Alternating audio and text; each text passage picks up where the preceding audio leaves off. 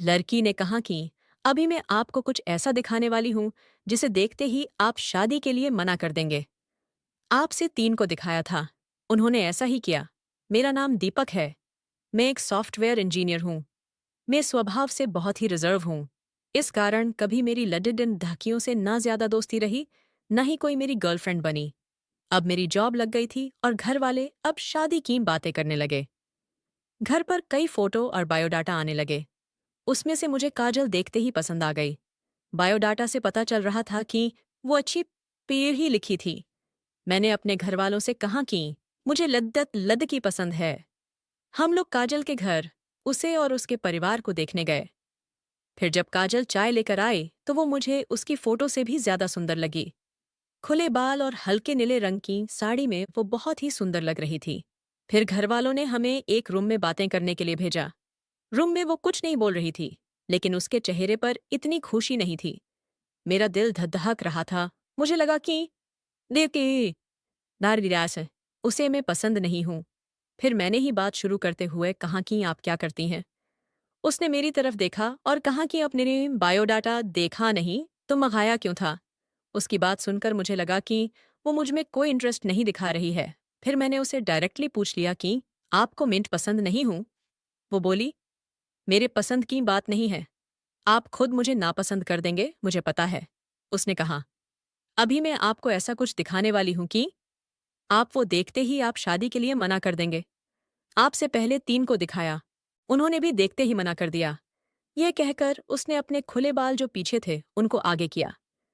इतने में ही रूम के बाहर से आवाज आ गई और उसकी माँ रूम में आ गई। शायद उन्हें भी पता था कि वो हर लड्डी देह के साथ ऐसी ही बातें करती है और कुछ बताती है। उसकी मम्मी ने कहा, चलिए बाहर सब आपका इंतजार कर रहे हैं। काजल ने अपनी माँ की तरफ देखा। मैं बाहर आ गया और बाहर मेरी माँ और पिता, जिन्हें मेरी शादी की जल्दी थी, वो भी मेरे मुंह से बस हाँ सुनना ही चाहते थे। मेरे आते ही मेरी माँ मुझे बाहर ले गई और पूछा कि क्या तुझे लद्दधाकी पसंद है। मैं मना नहीं कर पाया, लेकिन एक बात मुझे खटक रही थी कि आखिर वो क्या बताने वाली थी। उसकी मम्मी जिस तरह से जल्दी से रूम में आई, मुझे बाहर ले गई। लगा ऐसा जैसे वो हमारी बातें ही सुन रही थी। मैंने शादी के लिए हाँ कर दी। मेरे घरवालों ने उन्हें हाँ में जवाब दे दिया। लेकिन अब मैं एक दुविधा में था कि मैं क्या करूं। मैंने उससे बात करना चाहा। मैंने उससे नंबर नहीं मांगा था। मैंने अपनी मम्मी को कहा कि वो बात करे और उसका नंबर ले लें।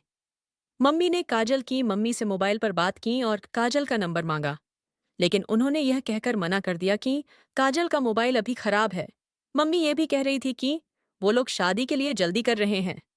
इन सब बातों से मेरे मन में कुछ अजीब सवाल आने लगे। एक शाम जब मैं ऑफिस में था, तब मुझे एक अननोन नंबर से कॉल आता है। फोन रिसीव किया तो काजल थी। वो बोली कि मम्मी ने मेरा मोबाइल ले लिया है। मैं कुछ बहाना करके अपनी दोस्त के रूम पर आई हूँ, उसी के नंबर से मोबाइल कर रही हूँ। क्या तुम मुझे अभी मिल सकते हो? मुझे वैसे भी उससे मिलना था। काजल के बताए जगह पर मैं जल्दी से पहुंचा। वो उसकी दोस्त का कमरा था। मैंने जाते ही पूछा, उस दिन की बात अधूरी रह गई थी और तुम्हारी मम्मी तुम पर नजर क्यों रख रही है। काजल बोली, मैं तुम्हें कुछ दिखाना चाहती हूँ। उसके बाद तुम्हारे सारे सवालों के जवाब मिल जाएंगे। काजल आज भी बाल खोलकर आई थी। वो पीछे मुद्दी और अपने खुले बालों को पीठ से आगे की ओर किया। तब मुझे पता चला कि वो क्या दिखाना चाहती थी। उसकी गर्दन पर एक चित्र था, रवि नाम का। काजल बोली कि मैं एक लद्दधके से मोहब्बत करती थी और हम दोनों शादी भी करना चाहते थे। मैंने उसी के नाम का टैटू करवाया था। यह बात मैंने अपने घरवालों को भी बताई थी और वो तैयार भी हो गए थे। लेकिन रवि ने मुझे धोखा किया। वो मेरे अलावा भी किसी और को प्यार कर रहा था और वो लद्दधकी पैसे वाली थी। नी टी ली थी। इसलिए उसने मुझे छोड़ दिया। तब से मुझे शादी और लद्दधक्कों से एक नफरत से हो गई थी। उस लद्ददाके को मैंने बहुत मोहब्बत किया, लेकिन उसने मुझे चिट किया। तुमसे पहले भी मैं 2 लद्ददाकों को टैटू दिखाया और उन्होंने सच जानकार शादी के लिए मना कर दिया। मम्मी इसलिए मुझ पर निगरानी रख रही हैं कि मैं तुम्हें भी कहीं सच ना बता दूं। लेकिन मैं और लड़कियों की तरह नहीं हूं। मैं नई जिंदगी की शुरुआत सच के साथ करना चाहती हूं। मैं सुनकर सोच में बड़ी डिडरीज गया। कि जिसको प्यार मिलता है उसे प्यार की कद्र नहीं होती। आखिर इतनी मोहब्बत करने वाली लद्दाखी को कैसे कोई चिट कर सकता है? मैंने कहा कि मुझे तुम्हारे बातें हुए दिन से कोई मतलब नहीं है, लेकिन मैं चाहता हूं कि मुझे भी तुम उतना ही मोहब्बत करो जितना उस लद्दाखे को करती थी। काजल को यह उम्मीद नहीं थी। उसे लगा था मैं भी उससे शादी के लिए मना कर दूंगा। मेरी बात सुनकर उसने इतने दिनों के दबाए आंसू बहने लगे। मेरी शादी काजल से हो गई और मैं अपने आप को बहुत खुशकिस्मत मानता हूं कि मुझे काजल जैसी सच्ची और मोहब्बत करने वाली पत्नी मिली है। दोस्तों, अगर आप लोगों को मेरी यह वीडियो पसंद आई हो तो चैनल को सब्सक्राइब जरूर कर ले और बेल नोटिफिकेशन ऑन कर ले।